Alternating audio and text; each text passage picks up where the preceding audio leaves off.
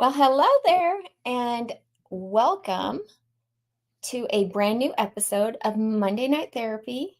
I'm your host, Minnie Hunt, and I am so excited to be here tonight. I have to apologize. You may have noticed that I postponed the stream by a half hour because I really needed a little more time to prepare.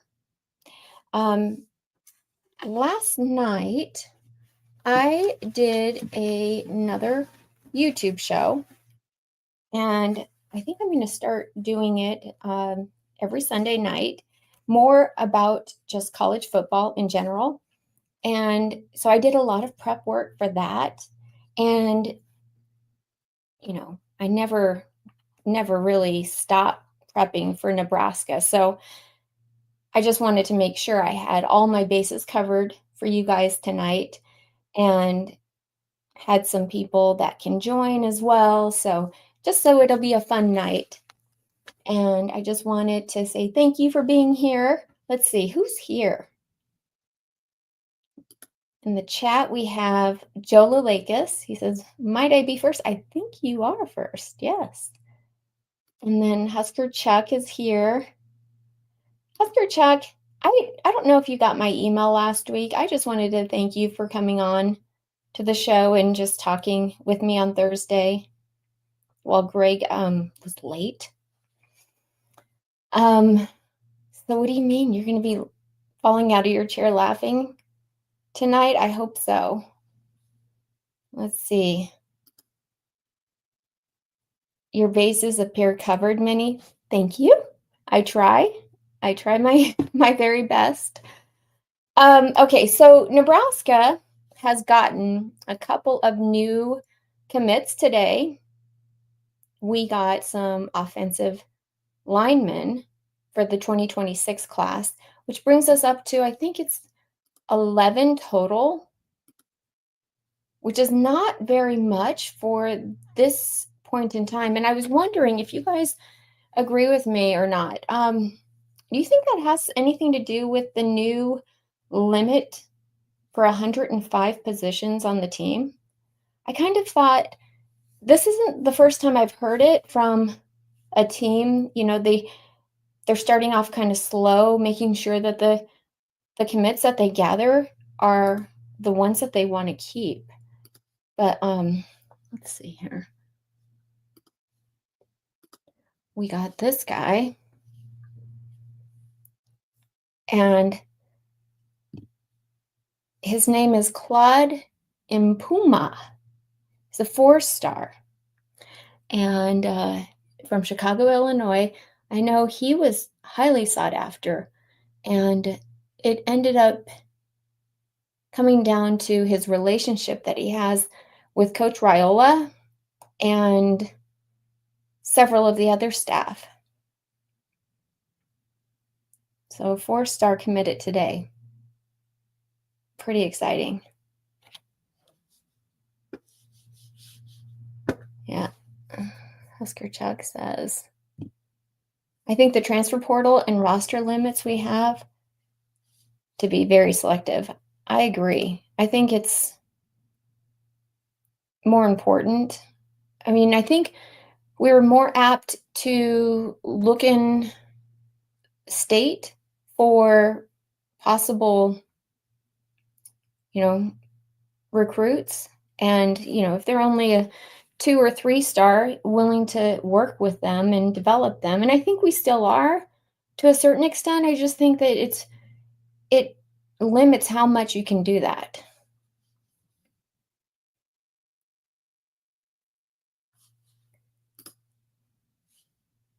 Joe says, great new commits. Finally, some beef for the O-line. Greg, if you're here, you can join. In fact, anyone can join. Hey, Fred. Fred's here too. He says, okay, the show can start. I'm here. All right. I'm going to just go ahead and put the link in the chat for you guys.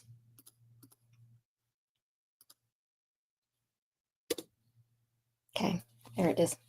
So we got Claude Mpuma.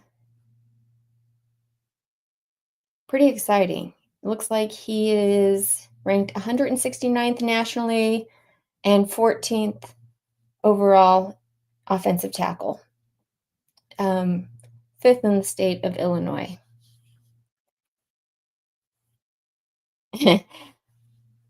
Fred, you know he never preps for the show.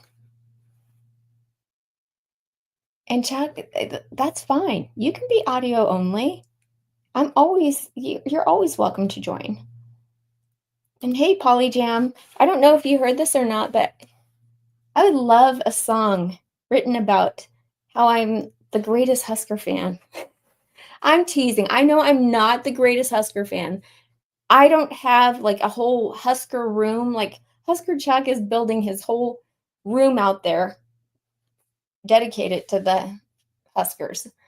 But, I don't know if there's very many Husker fans that have become fans during the time that I have and stuck with it. So much so that you're willing to go on and talk to people about it. So, all right, fine. I'll give you a pass. You can eat your dinner, Greg. Let's see. So we got a second one as well. So it looks like we have 4 offensive linemen that have already committed for the 2026 class. This guy, his name is Leon, I hope I say his name right because it's an OI word. Leon Noyle Jr. Let's see, he comes out of Louisiana. We haven't had a guy out of Louisiana, I guess, since Dakotas Crawford. So he is a 3-star. I'm glad that we're recruiting out of Louisiana, Mississippi, Arizona, of course, and Illinois. Let's see. He is nationally ranked 631st, interior offensive lineman, 55th in the class of 2026, and in Louisiana, he's 18th overall.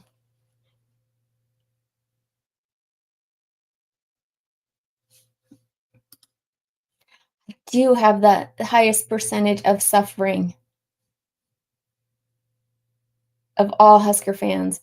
I have more suffering than I do of celebrations, which, I mean, sometimes you can handle them both the same way. You just kind of drink them away. But, I mean, I've had my share of tears. And PolyJam says, check the song out called The Fan. I will. I feel like I've heard it before, but I will. Thank you for saying that. If anyone hasn't heard of PolyJam, they do a fantastic YouTube channel dedicated to the Huskers, and every song practically gives me goosebumps because it's just good lyrics. It talks about, the past. Good videos too, kind of like, the MTV videos back in the day. Good imagery.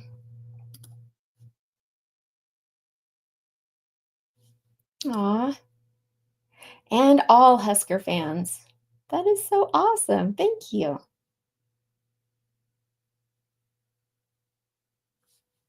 All right. So, okay, sorry. Leon Noyle Jr. coming out of Nolens, Louisiana. 3-star. He also committed. And it looks like we are really racking them up on the offensive line. I'm super happy about this. I think it's really important to get us to where we want to be. What's that Haas always says? Get old and stay old on the offensive line. Or maybe it was Todd who said that. Oh, I can. PolyJam says I can play it live if I want. Okay, I'll take you up on that. Look at this. I got a permission. I love that. We'll do that if you guys don't mind.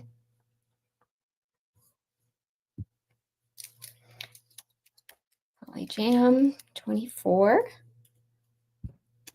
Let's see here.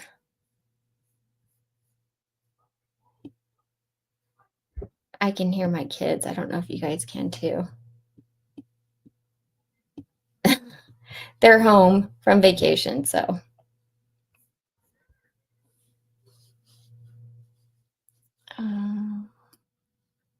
Let's see. I see Let It Roll.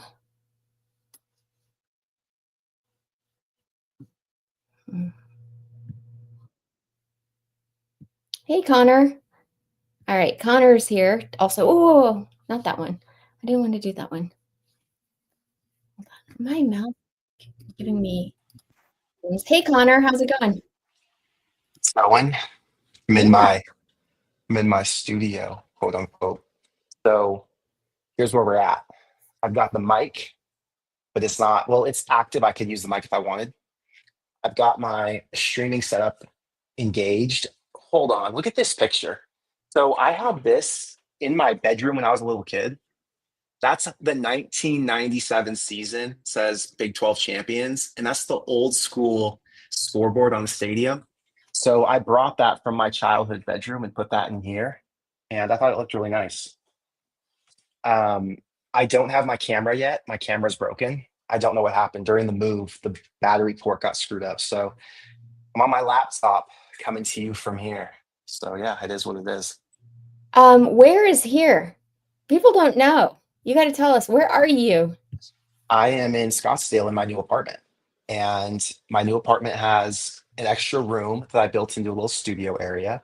Mm-hmm. I've got a little bookshelf behind me. My helmet's up there. The Nebraska football right there. A couple of plants. Got to fill that out a little bit more. But yeah, it's been a busy week trying to get all moved in here. And then the next step is put the camera right on top once that comes back from the repair shop, and I have a setup again. So it's been a long time since I've had a office chair, but we're in it. But you're going to be starting back up when? You know, Minnie, that's a question I get every single day in my DMs. People ask me all the time, when are you going to start making content again? What's your plan? When's the Phil Steele video coming? When's your record Yeah. prediction coming? They all want stuff, which I totally understand because I would too. I don't know what I'm going to do this season. I don't know how, I don't know if I'm going to do regularly scheduled live streams or if I'm going to do it infrequently, but I'm going to switch to a live stream strategy. The long form videos are just not my deal anymore. I've kind of grown away from them. I think the style of content was fun, but now the way we're going, the clickbaity content is what makes money and what gets views. And I really don't want to transition to the clickbaity content. That was just never my deal. I don't like the let's make a quick headline grabbing video and I fire off for 4 minutes and then move on to the next headline. It's not my thing. There are other people who are really good at that, all kinds of college football channels that do it, but I'm just moving away from it. So I think the live streaming thing's more my jam, and I can connect with people who watch me better. And I feel like my show has become a group of friends who all have one common interest, which is Nebraska football and college football as a whole. And Mhm. I just want to talk about college football and Nebraska football with them as much as I possibly can and am able to.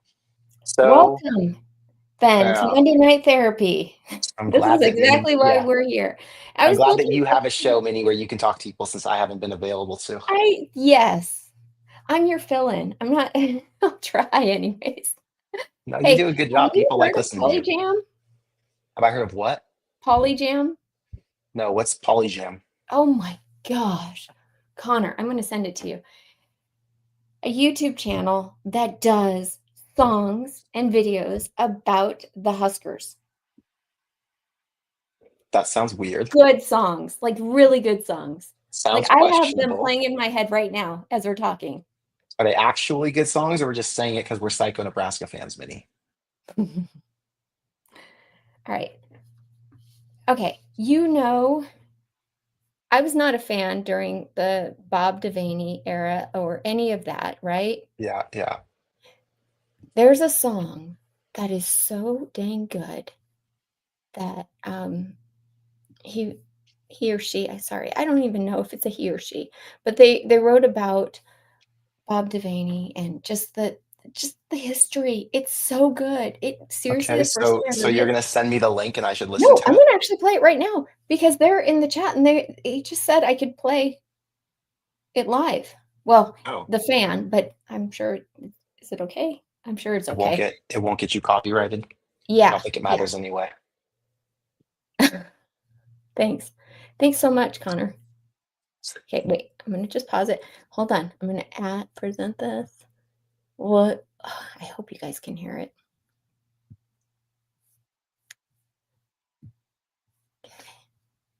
Nothing yet, Minnie. I know. Chill. Okay, ready? I'm ready. Oh, is this not right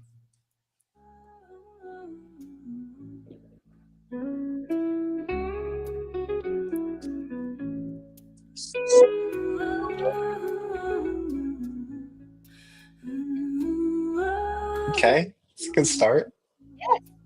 From the heart of Nebraska, where the fields run deep, is a legacy forever we keep.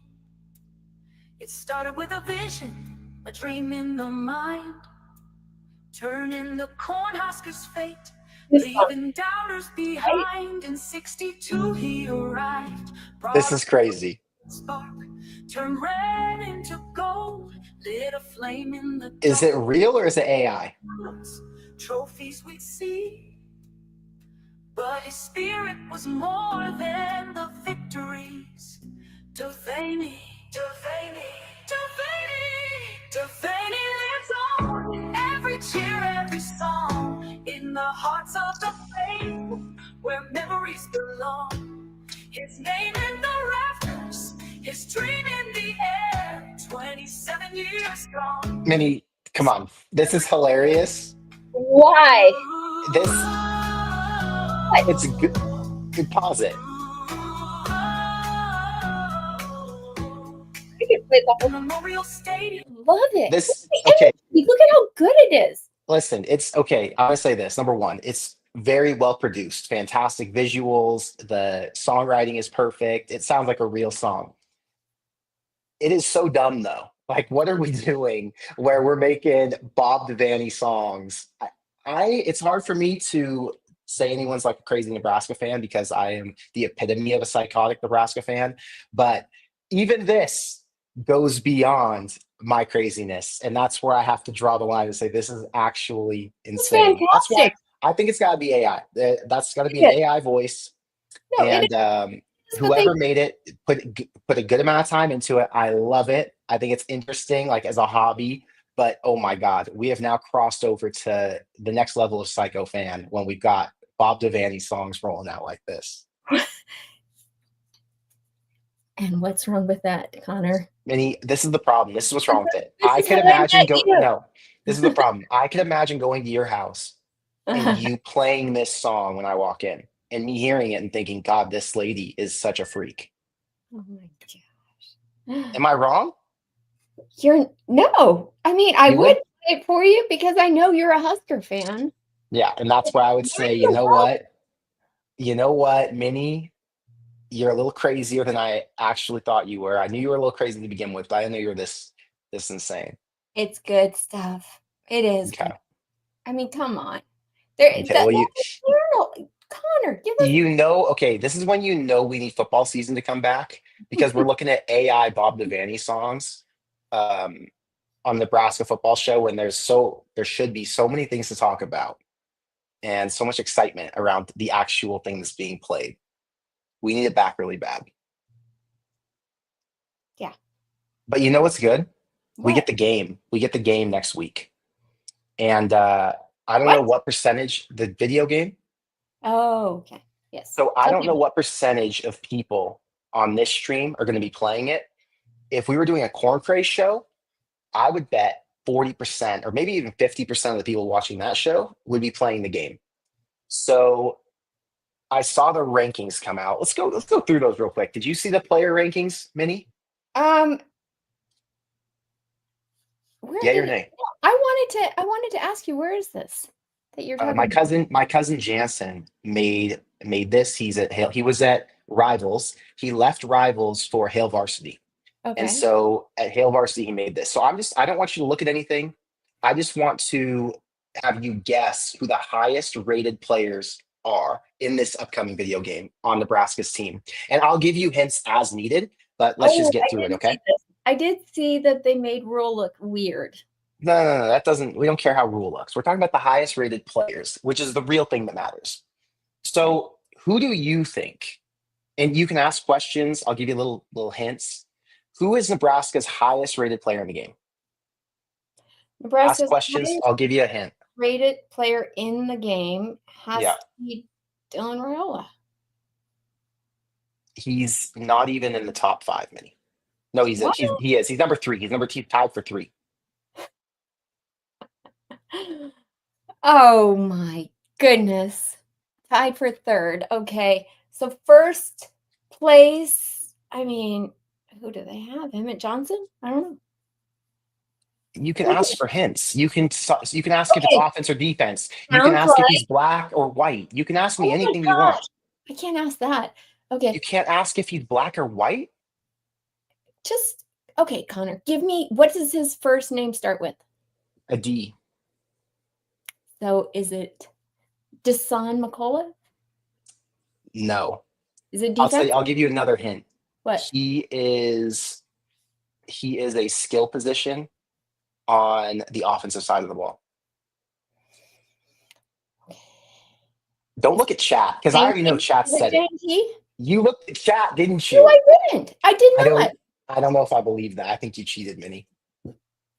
It's Dane Key. Yes, Dane Key is the highest rated. Now, the second highest rated. You know what? You live close enough that I can knock on your door. Just knock that off. I did not look at chat. Okay. I know some people like to look at chat as like a cheat note kind of deal, and I don't want chat giving you an out. I can't with chat half the time. Okay. If I'm reading chat, you will know because my brain's working that way. Okay. The next highest rated player, he's actually tied as the same rating as Dane Key. The hint I'm going to give you is, hey, chill. I'm going to give you a hint first. Don't just fire off random names. Okay. The hint is, I believe he will be a single-digit player. Isaiah Judy? Or not Isaiah Judy. Minnie, clear your head. Let's chill. Take a drink of water. Like I'm playing for money. You're folding under pressure, saying players' names that don't exist. Let's take a breath. Okay. He's going to get a single digit. I'll tell you one more hint. He wears the number 15. Is it Sayre Wright?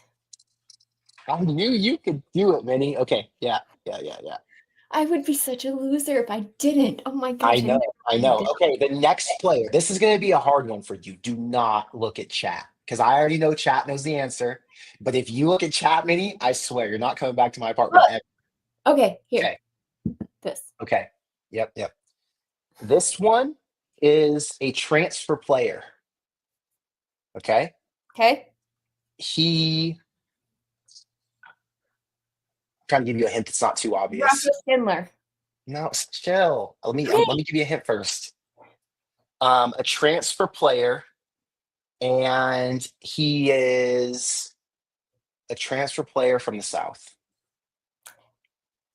Oh, Williams North from the South. Isaiah Williams Nwaneri would be from the South, but that's not him.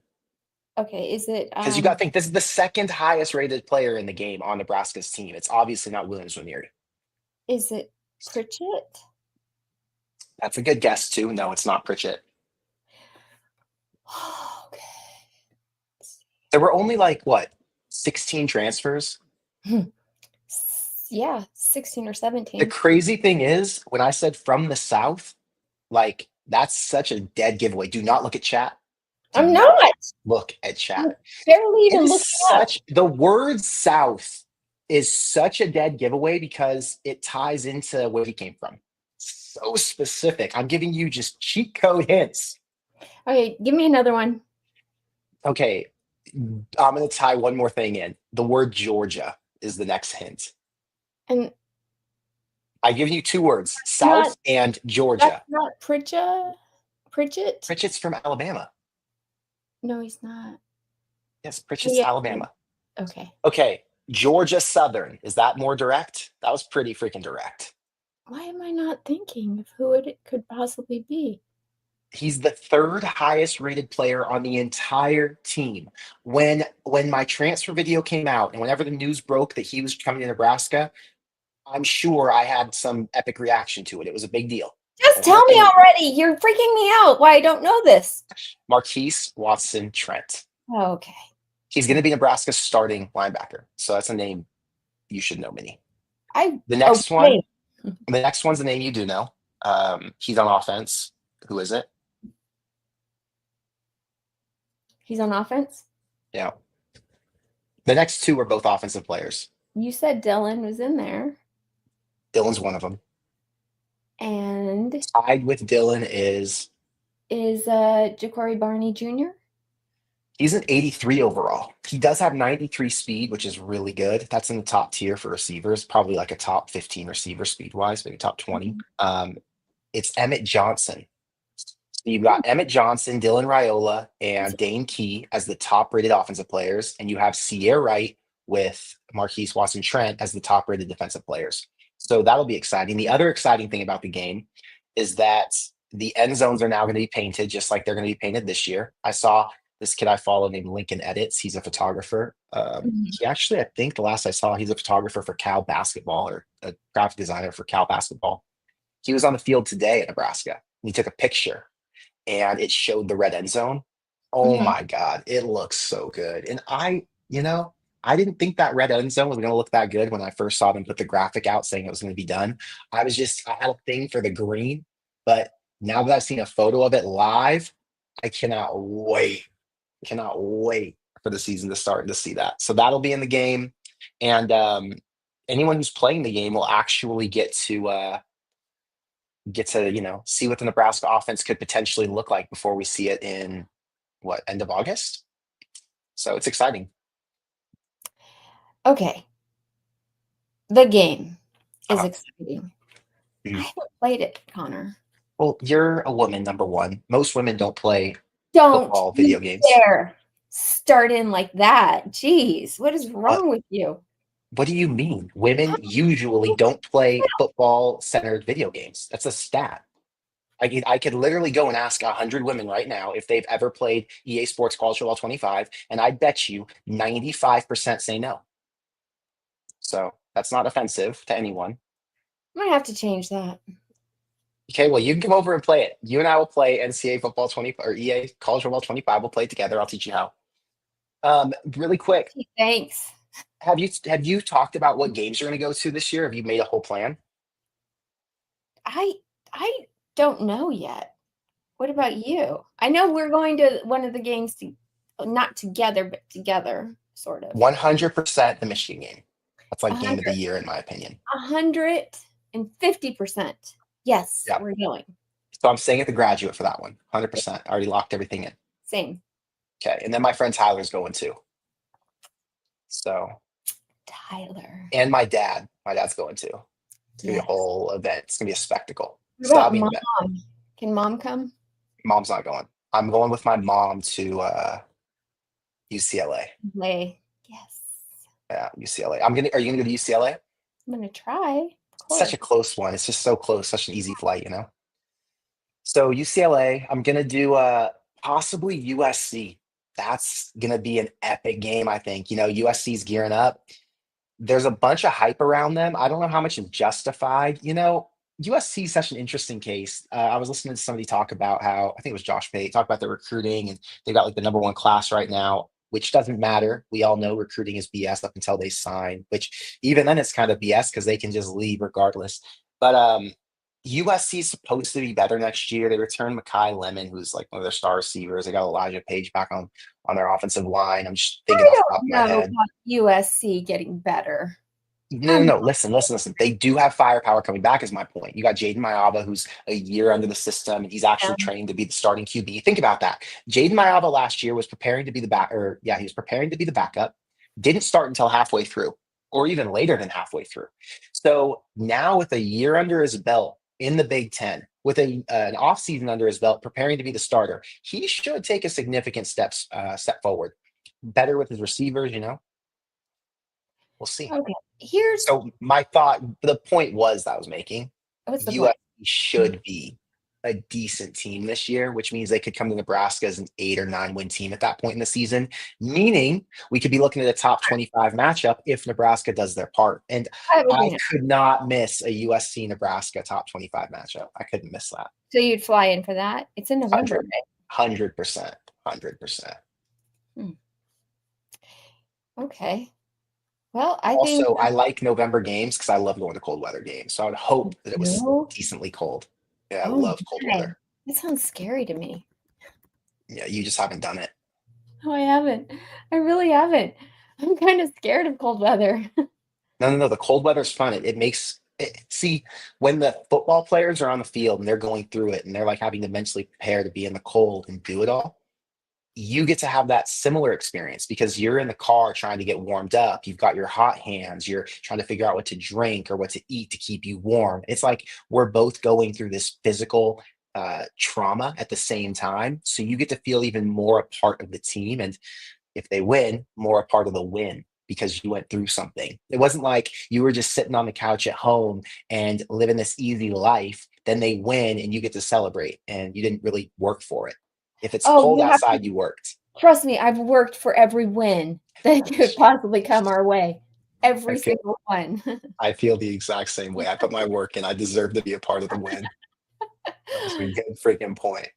Jeez, Connor, you really think that? I don't know if I need to suffer through the cold and the pain. I think they have heated seats now on their benches. Yeah, but still. Here, there's a question from David. He said, Connor, what, in your opinion, what game on the schedule will be the first real test for the team? Okay, let me go through the schedule really quick. Schedule Nebraska football. Yeah, here. Okay, so we've got Cincinnati first. I do not believe that will be too much of a test. I think that's similar to the Colorado game last year. Nebraska should seriously outmatch those guys and have their way in a 10+ point win.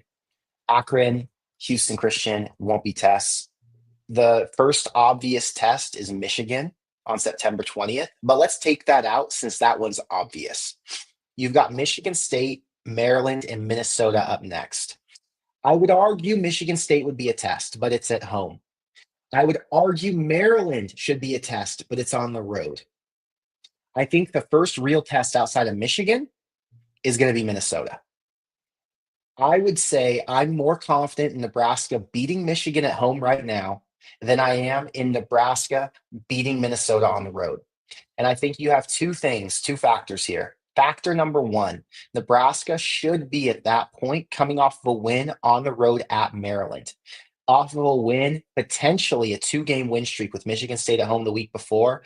I think they're going to be riding high. Minnesota, although I don't think they're a great team, is going to be pissed off. They're going to play really physical. It's a night game for them. Nebraska traditionally struggles at Minnesota. I think that's just a spot where they could slip up after they get off to a good start, whether or not they win or lose the Michigan game. The other thing with Minnesota is I don't know how well Nebraska is going to match up with them this year. Like I haven't looked at what Minnesota's going to bring in. They have a freshman at QB. Yeah, but they have Darius Taylor as their running back. They also have a new defensive coordinator.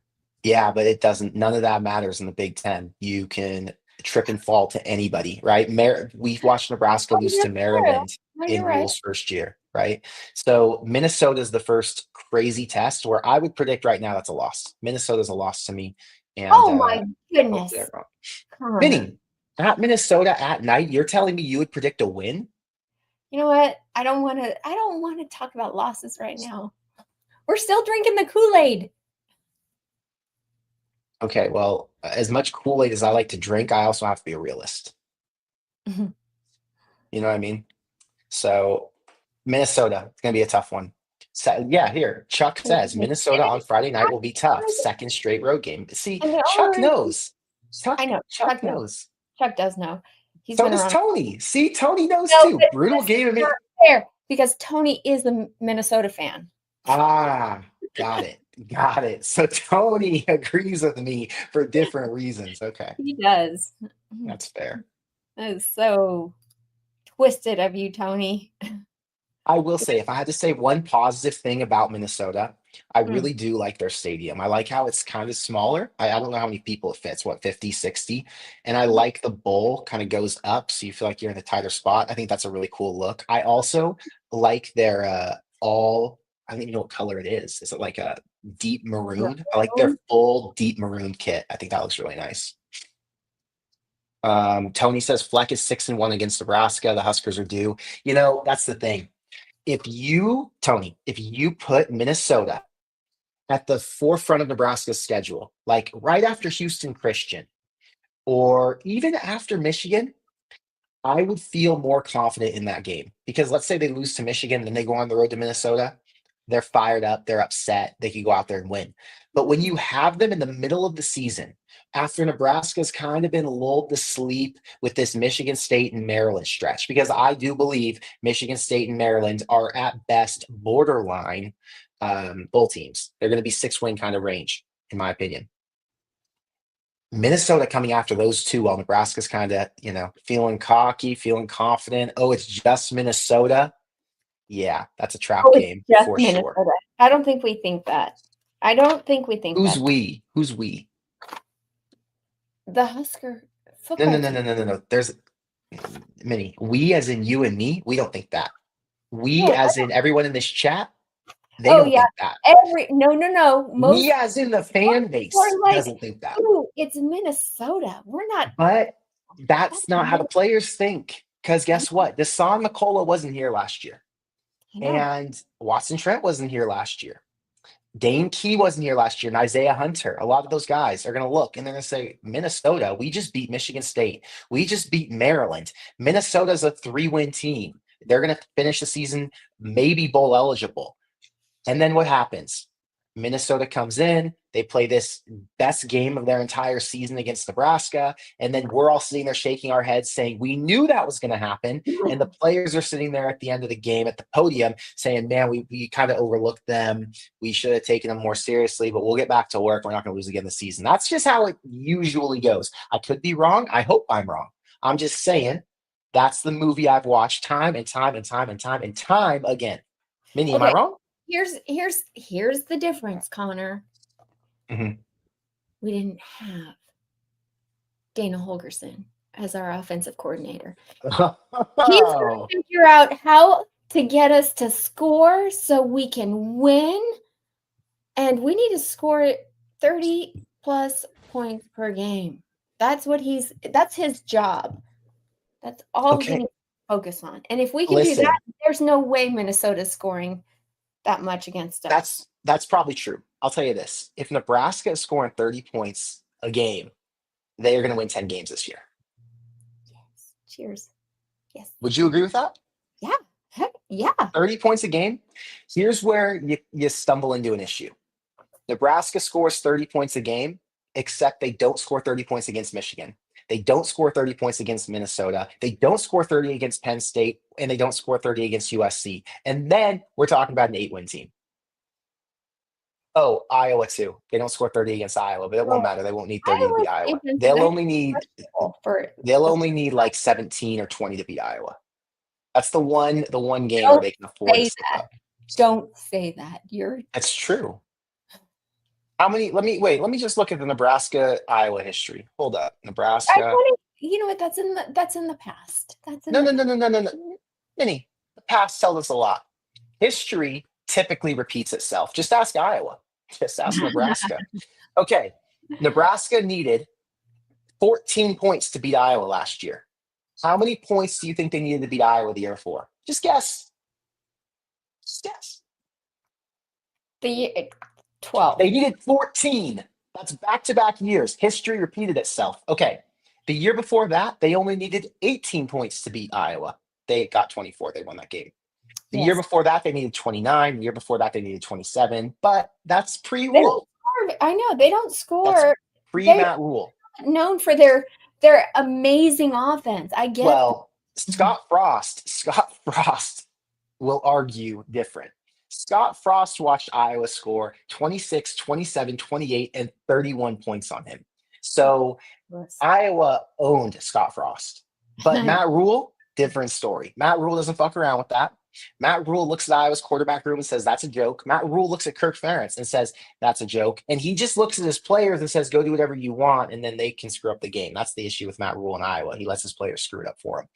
But this year, things are going to change. More discipline, more locked in, more heated, more pissed off. It's going to be a cold weather game in Lincoln this time. I could tell you the fans will be going crazy because Nebraska should be an 8-win team at that point, fighting for 9, maybe even 10 if I do get a little crazy here. But yeah, I think Nebraska's due to beat Iowa. I think you're right, especially because they have Mark Gronkowski. Yeah. The South Dakota State quarterback. I know barely anything about that guy. They put all their eggs into that basket. But you know what's even more interesting is they lost a ton on defense and haven't really replaced that. Yeah, so Iowa defense is questionable. I think Iowa is going towards their downfall kind of point where eventually Kirk's going to have to leave 1, 2, 3 years, who knows, because he's not going to be able to continue to build up on this trajectory. You know, when NIL came, I said there were 2 teams that could stumble in the NIL era. One was Iowa, the other one was Wisconsin. Wisconsin is stumbling. Wisconsin, I don't know. What's his name? Luke Fickle has not. You just became best friends with Tony in the chat. He comes here specifically to besmirch Wisconsin. I mean, Wisconsin is down bad. Wisconsin's kind of a joke. They were riding a high. They have now completely fallen off of a cliff. I don't know when they're going to come back to reality. They're going into their Nebraska phase, the Nebraska phase that we were in for the past, whatever it was, few years before Matt Rule took over. And it could be a long journey back. I don't know. I'm not a big believer in Luke Fickle and what he's going to do. But that doesn't matter. This is a Nebraska show, not a Wisconsin show.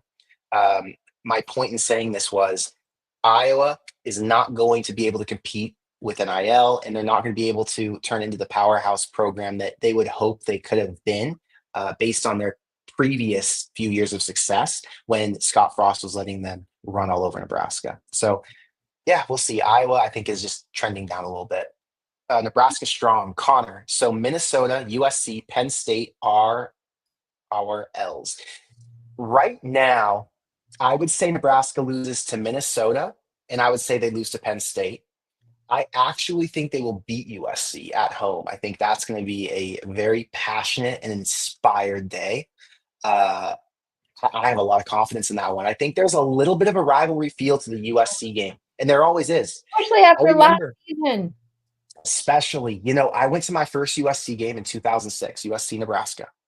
And I remember that day, Nebraska fans were so fired up, and they lost that game. It wasn't terrible, but they did get beat down. It was in the Coliseum. Yeah, I was like 13 years old.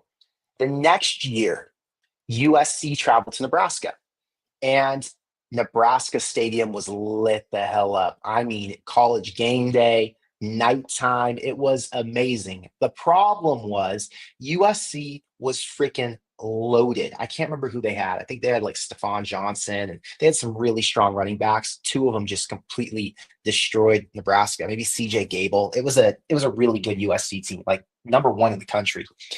And they dominated that day. But this year's going to be a more level playing field. Nebraska's off a pretty disheartening loss in LA last year. That was you have Matt Rule versus Lincoln Riley, which in its own right is a rivalry going back to their Big 12 days, right? So you now have Matt Rule getting another chance, but this time at home. I can promise you Nebraska fans will be amped up. You're going to have quite a few USC fans there because this is their opportunity to come to Lincoln. We got one in the chat. I believe this would be Nebraska's first ever win against USC. Hang on, I want to show you this. Where is it? Okay, so I just got this back from PSA the other day. I'll show Trojan Fight. I'm sure he hasn't seen it before. So this is my USC Nebraska ticket from 1970.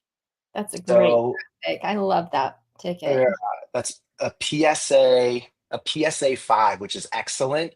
But I bought this on eBay like probably 9 months ago, And yeah, I just got it graded. It's in great shape. So I'm a big USC and Nebraska fan. So I was really glad I was able to get something that represents both. Anyway, You it should would be Nebraska's show first. all your tickets. Hmm? You should show us your art piece of all your tickets. Oh, should I show that? Let me grab it. 1 second, Minnie. Yeah, look at it. That's so cool. I'm I going to love show it. two things, actually. I'm going to show two things. This Okay, is first I'm going to show this one. Intel. First, I'm going to show this one. I'm actually probably going to do this on Corn Craze too. So you guys are getting like a sneak peek. Okay. It's awesome. OGs know exactly who that is. That's Pat White with Steve Slayton back in 2006. It's autographed by both of them.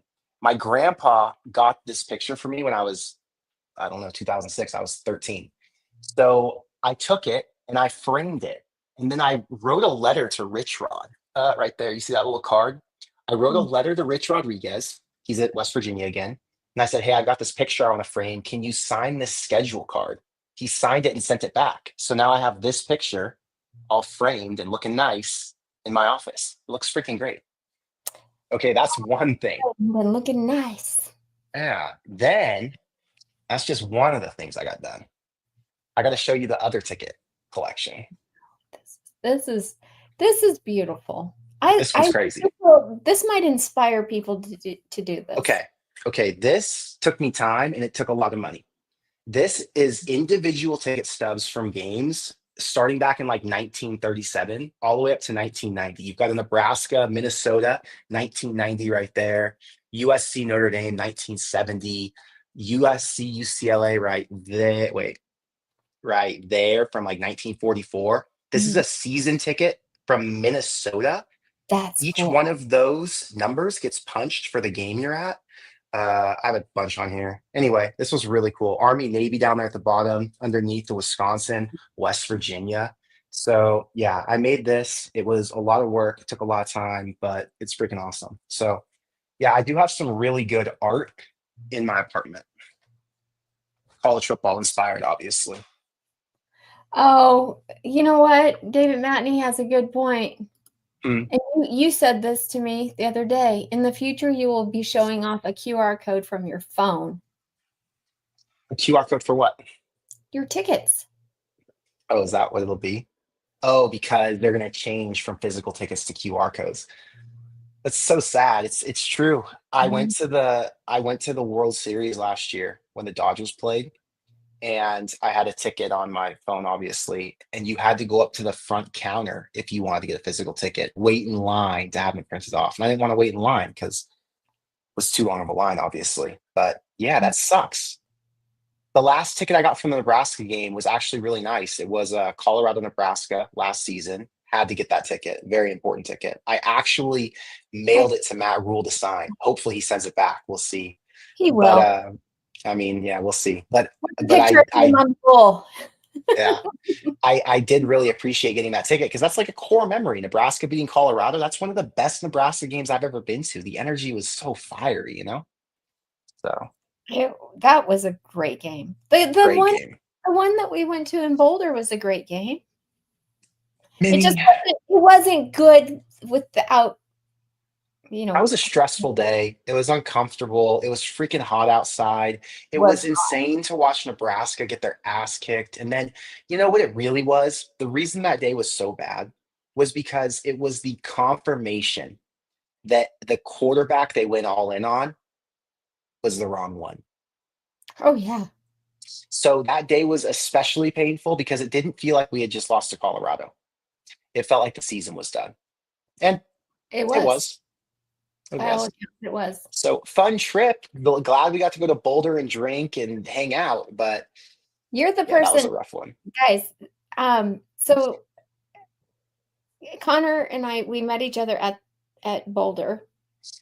And Connor always does this thing where he buys his ticket right before the game. I can't do that because it stresses me out. So I have to know where I'm sitting. I have to have everything set. He gets like the best seats because he waits till right before. Till the last minute. Yeah. It's like for Colorado in Lincoln, I sat on the 45-yard line, 20 rows up, and I bought the ticket like a half hour before kickoff. That was a great seat. It was cheap. I mean, it was $300, but compared to what the price was online, I think it was $550. It's a pretty good deal. Yeah, that is amazing. You saved a ton of money Yeah. and you got a better location. I don't think I could do it still because like I don't think I would feel comfortable just like being around. I mean, there were a bunch of Colorado fans there, but after the game, you're like, hey, let's go walk over here. It's everybody else was walking this way. And you're like, let's go walk over here. And because you said that, you're like, let's go see if the players come out over here. I'm like, okay. Yeah. And I had been drinking quite a bit by this time.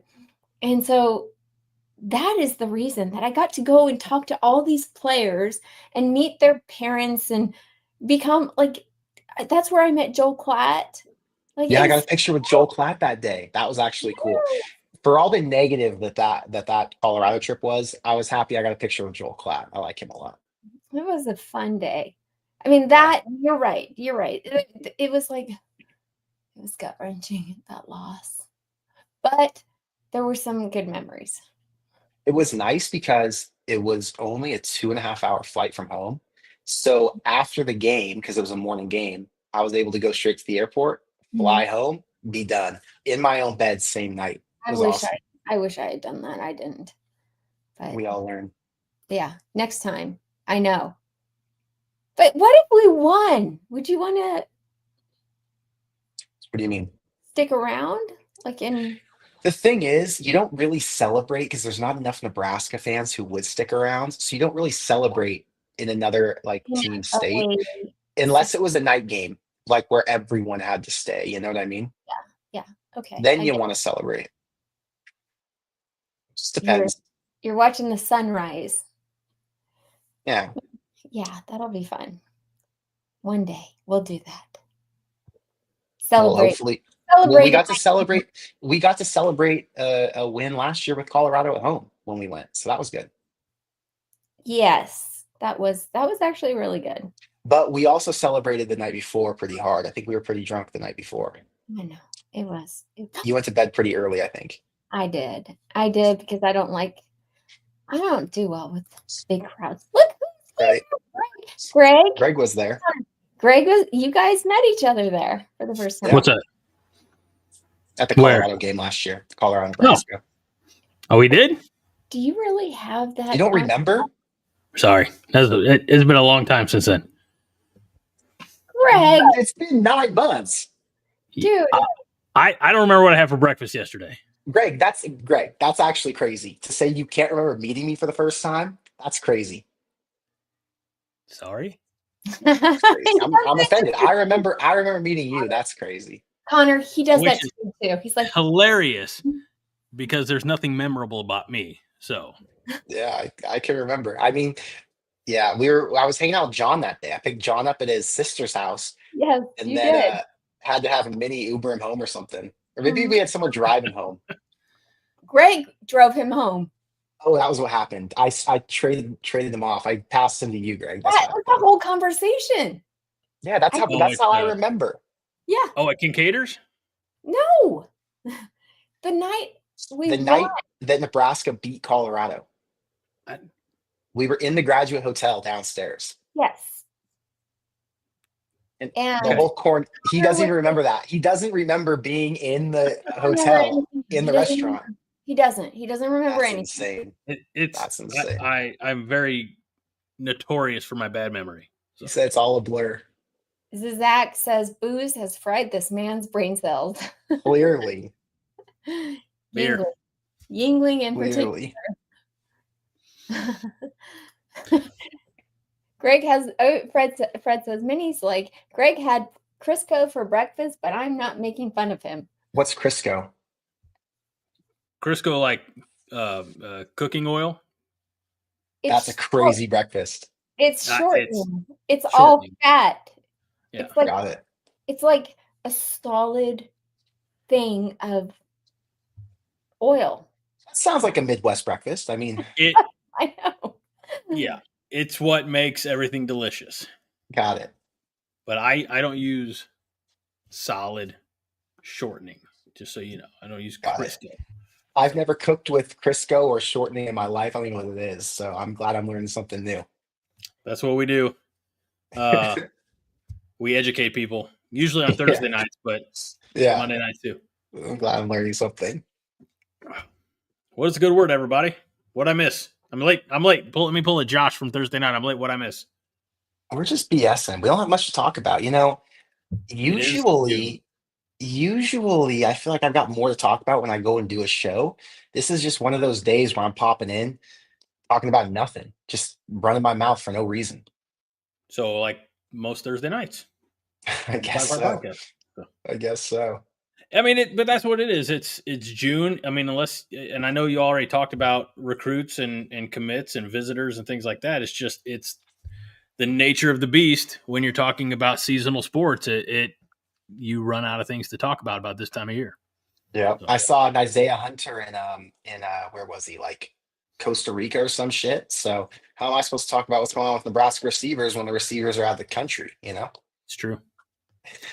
Good. I mean, good for him, I suppose. I mean, he's out there probably where they filmed the latest Jurassic World movie. So yeah, exactly, doing something, living his best life. That's all we. They all got to live their best life right now because we need them to lock the fuck in 3 months.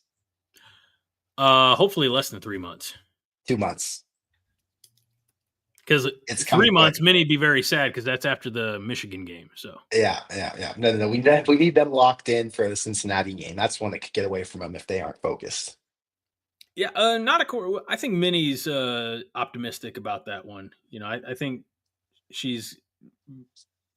I don't want to say unrealistically optimistic, but in that question of are they a contender or pretender, I think she has them in pretender mode for Cincinnati. So, well, 100%. Cincinnati's a 5-6 win team at most. They're kind of a joke, but Nebraska could find a way to screw up anything. Have you Cincinnati? Seen Cincinnati. Yeah, they have a quarterback named Brennan Sorsby. That's all they've got. Oh, don't get her started on Brennan Sorsby. That's not. Is she a fan of Brennan Sorsby? I am. I didn't even know I was. Well, let me look up Brennan Sorsby. What do we like Brennan Sorsby? Don't look up his stats because that's not going to tell you anything about. Well, I don't want to say infatuation, but he looks like a TikTok guy. Minnie, are you fans of TikTok guys? I guess. I don't know. Oh my God, Minnie. Maybe I am. This guy? That guy. This is what I would imagine your daughter. Like, this is the type of guy that your daughter would date. This is like what I would expect. He could be a model. You're crazy. I'm okay with her dating. That he seems like a nice guy from the Midwest, and how I feel about Jake Retzlaff. Nice Jewish guy. Let's see. Let's find out how from the Midwest he is. He's from Texas. Right. Borderline. I forgot. But he is so cute. Well, he was terrible at Indiana. He was horrible in Indiana. He transferred because he was never going to play. Goes down a school to Cincinnati. He revived his career, to be fair. He was horrible at Indiana at that point. He was horrible. No one in Indiana liked him. And he was part of the Indiana teams that weren't good under Tom Allen. So he had to get flushed out of the system before the real coach came in. But it looks like his name is Sage and he'd run a Whole Foods. That's my point, Fred. Looks like he's a TikToker. That's what it is. Thank you, Fred, for so eloquently stating my thoughts as well. Yeah, we're all on the same page. Fred's probably thinking that Brennan Sorsby attends the annual Renaissance Festival in his community. So yeah, there you go. He's too put together to attend a Renaissance Festival. Can you ever be too put together to attend a Ren Fair, though? I don't think so. I think to attend a Renaissance Fair, you got to be like, a little off, just slightly. A little like maybe it's been a week or so since you've had a shower. Or be on that show, Love on the Spectrum. Oh, I love that show. It is a good show. It is. I love that show too. I really do. It is. It gives me hope. Living in Omaha, David Matney, the official realtor of the other show, says, Greg, what is your definition of a disappointing season this year as far as wins and losses? Careful, Mr. Matney, because, I always save my predictions for the week. Usually it's the week of the game, but because this year we kick off on a Thursday. It's going to be the week before. Give us a preview, Greg. Minnie says 9 wins. I say more. I say we have. Wait. Sorry. You're saying that if Nebraska only wins 8 games, you're disappointed? Definition of a disappointing season this year. I want to just clarify. All right. No, I appreciate that. I say we can do better than 8 wins. I say definition of disappointing, 7 or fewer. Okay, 7 wins, 7-5 Nebraska. And you're sitting there frustrated by the way it happened. Yeah. I think that's fair. Well, it also depends on who we lose to and what that looks like. Don't you think? To some degree, but at the same time, if you're just talking about 7 wins, it'll be disappointing because 7 wins would include Cincinnati, Houston Christian, Akron, UCLA, Northwestern. I mean, maybe you get one upset Maryland. In Michigan or Iowa or USC, but yeah, that'd be disappointing. I can agree. 7 wins is the bar. So there you go, Mr. Mann. Yeah, and I mean, again, we had the benefit of the schedule right here. I'm hard pressed to find 5 guarantee L's on here. So that means that you have to have some teams that you're not expected to lose to turn around and beat you. If we're sitting there 7-4 on Black Friday and we can't get the job done against Iowa at home, it's gonna be another long, miserable offseason. Agreed, 100%. I'm on the same page. There's only 1 guaranteed loss in the schedule. No. You think there's 2? No. How many? 0. You don't think Penn State's a guaranteed loss? No. Wow, you're making a bold prediction. I think Penn State, in my eyes, is an 80% chance to lose that game. 80% chance? Yeah, for sure. But 68% of statistics on the internet are false. So I can't go with your 80%. It's all going to depend on, I guess, how we're playing. Thank you, Nebraska Strong. You're assuming that I had one to lose. Are we on the upswing? Have we taken care of business? Are we riding momentum? We have a bye week. If I'm looking at that correctly, it's tough to see with my old eyes. We do bye week. So and I don't know if Penn State's got a bye week. I don't know what their schedule looks like. Full disclosure, but why not skew optimistic? If we're peaking, if we're running all cylinders, if our offensive line is playing mistake-free football, and if Dylan's not sliding 2 yards in front of the marker, all right, stop. Why not us? Is what I'm saying. I agree with you. And one of the arguments that we could use is last year's game against Ohio State. Nebraska was a few plays away from actually being able to pull that upset. And you'd argue that Ohio State's team last year was better than Penn State's team this year.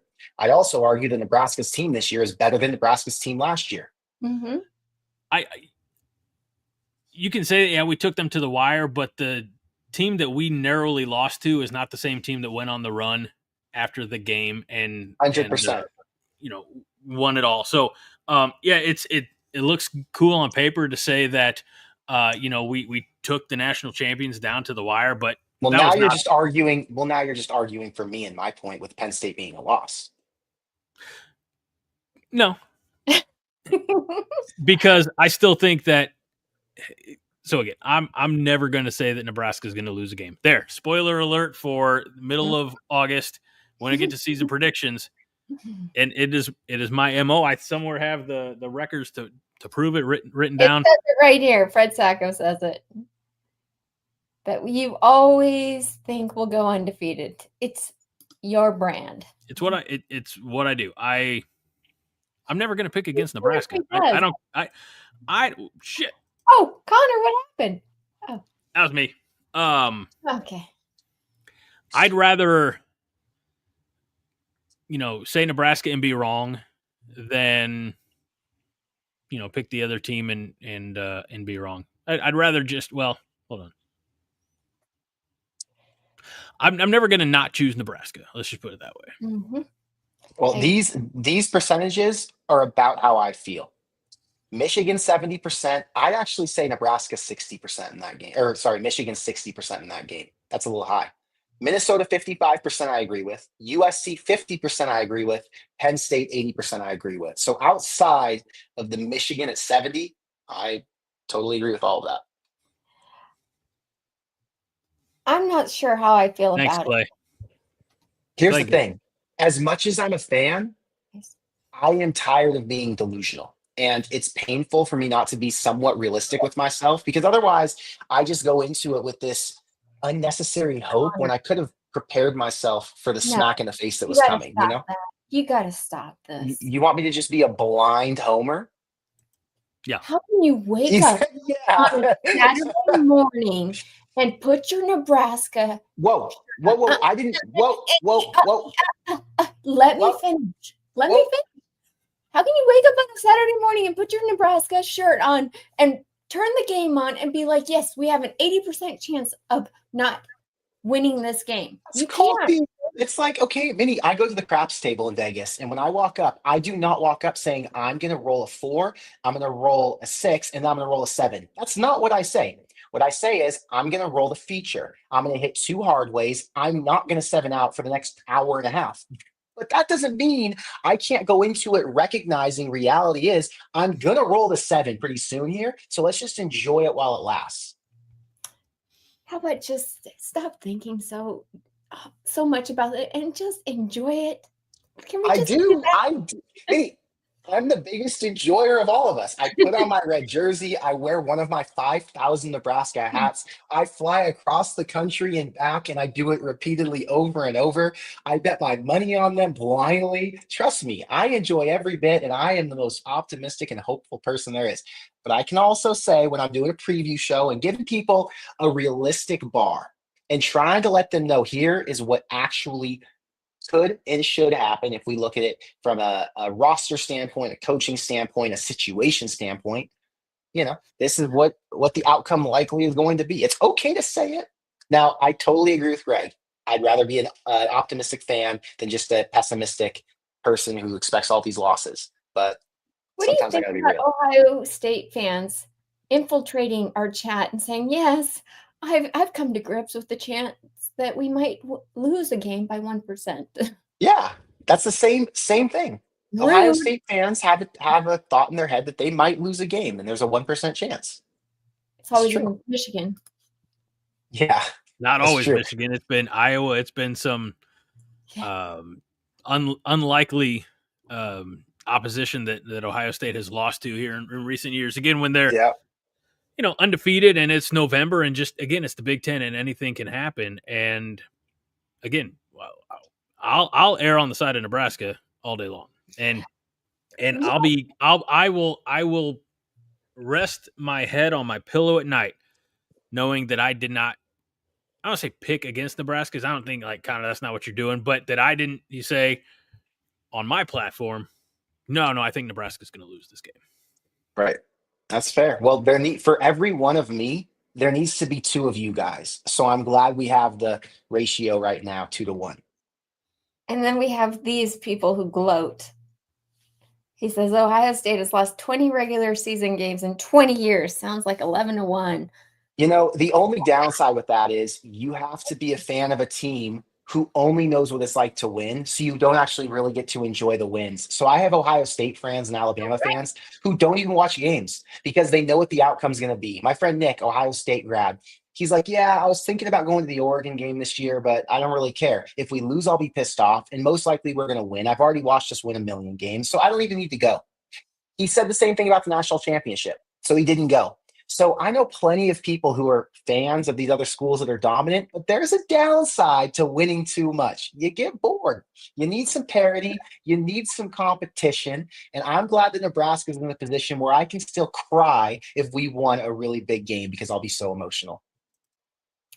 It was eye-opening going to the Ohio State game last season because most fans don't like other fans of other teams. Ohio State welcomed Nebraska fans with open arms. Please come sit by me. Oh, aren't you cute? You're a Nebraska fan. Oh, you guys, yeah, it's nice of you to come. Once we started holding their feet over the fire, they were, what the heck is going on? I mean, they were pissed at their team. Pissed. You saw a different side to them. So I agree. They're just expecting wins. Well, that's why it's good to have parity. I'm telling you, it's good. It's good when your team doesn't always do the exact same thing over and over because it leads to you being a little bit bored. That's why Alabama fans. I went to the Alabama LSU game back in 2019, and everyone was amped up. But I talked to a bunch of Alabama fans that day, and they said, "I'm so happy we're at a game that's competitive because most games are boring. We know what the outcome's going to be, and all the teams we play are inferior. So it's just kind of when we come and show up and want to root for our team because by the third quarter, we're all sitting down ready to leave." It's true.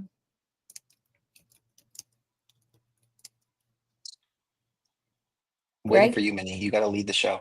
Greg, What? any comments there, mister? No, I agree with what Mr. Matney said. Winning never gets old. I've been blessed in I would say another life when I was in terrestrial radio to be the voice of a high school football team that it was expected they're going to go second, third round into the state playoffs, and they were going to win most of their regular season games by 30 to 40 points. And that was a blast for me. It was a blast for the fans, the kids.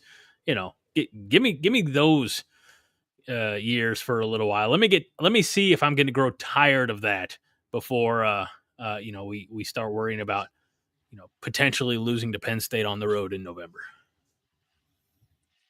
If Nebraska goes on like a 3-year run where they're back to back national champions, I can promise you no one will get tired of it. Nope. And I can guarantee I won't. Because we know that things can change and all good things come to an end eventually. So maybe that's a good argument for why we don't get or why you shouldn't get tired of winning. That's a good point, Connor. I like that. I love that, actually. And on that,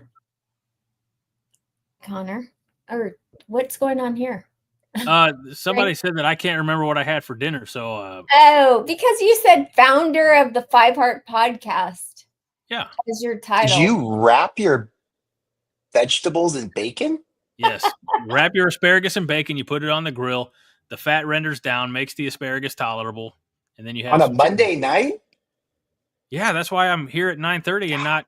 Greg, it's a freaking party at your house. My God. Always. You have no idea. That was the second meal that I made. Bacon on that much asparagus. That's crazy. It's perfect. It's chef's kiss. So. You guys are living a different life over there in the Midwest. I don't know how else to eat asparagus. It's just you wrap it in bacon, and you go about your day. Really? Whatever it takes. I ate raw broccoli today, so that's what I'm on. Raw broccoli is great, but have you tried wrapping broccoli in bacon? I bet you find it better. No, I haven't. I haven't tried that. Mr. Matney, that's right. Winning. Now you're welcome, Stephen. Again, go get all the asparagus you need. Just make sure you get plenty of bacon to wrap it. So okay.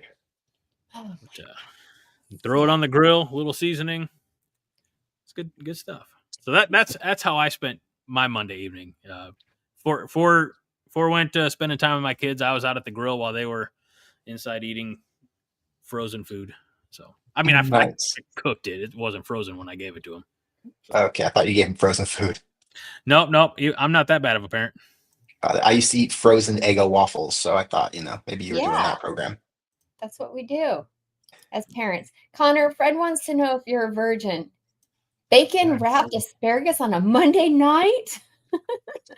I'm a bacon wrapped anything virgin. Yes, I have not. I haven't wrapped anything in bacon.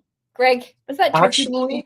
No, that was legit applewood smoked pork belly bacon. I had one thing wrapped in bacon before.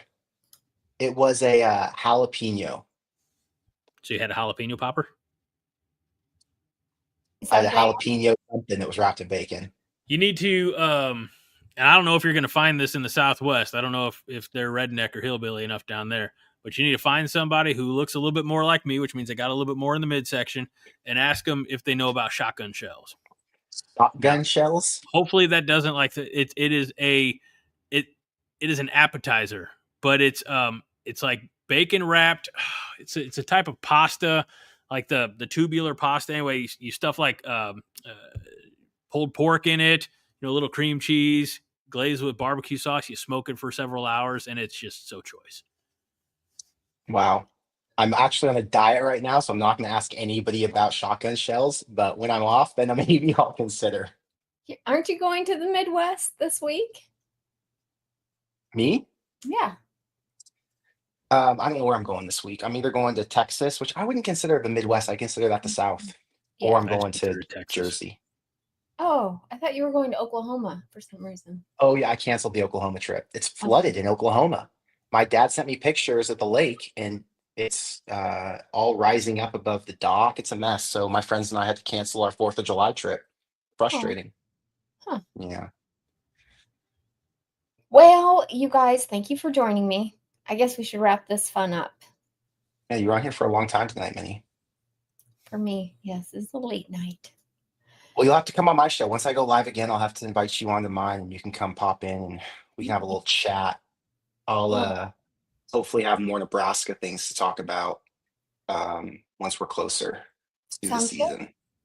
Oh my gosh, what is this now? This isn't even your picture, Greg. That's Those a are the shotgun shell? shells. Looks fire. Yeah. So what looks is like it exactly? Sick if I ate it, but it looks great. I would never eat. I wouldn't go near that. What is it? Why wouldn't you go near that? Like, why are you afraid? It's okay. So this is according to greatgrubdelicious-treats.com, or you can just do what I did, which go to in your Google machine, Greggle machine, and type in shotgun shell food. It is a manicotti pasta, and of course, damn pop-up that is preventing me from proceeding with this. Italian sausage, ground beef, onions, jalapenos, a couple different types of cheese. As you can see, glazed with a barbecue sauce, smoked over, for several hours, and just all around goodness. That's serious. That is serious. That is, yeah. That is. Yeah, they didn't have those at any of the restaurants in Newport, so I didn't grow up with these. Well, we do things like I said. So we do things a little different in the Midwest. So A little different.